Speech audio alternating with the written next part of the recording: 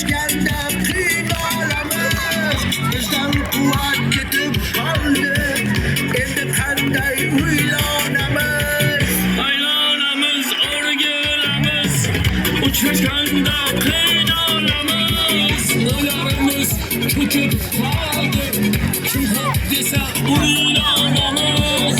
Aylanamız, o'rgilamiz, kampirsiz biz qiynalamiz.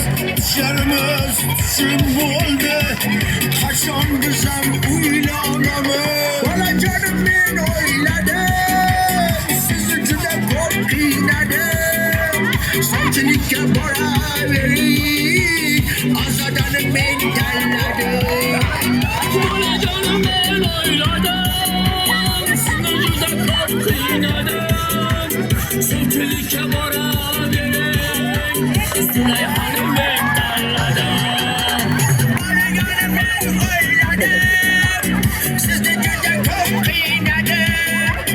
Sovchilikka boravering, Yulduzlarni men tanladim. Bolajonim men o'yladim, sizni juda ko'p qiynadim. Sovchilikka boravering, Munechani men tanladim.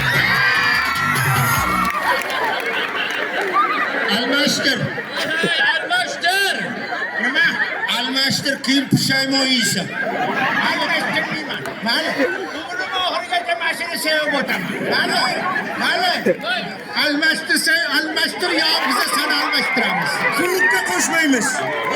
Almashtir. Men nimaga almashtirishim kerak?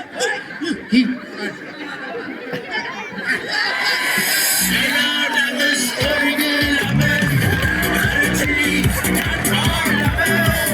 Boshimizni kim silasa, o'sha yerda biz qolamiz.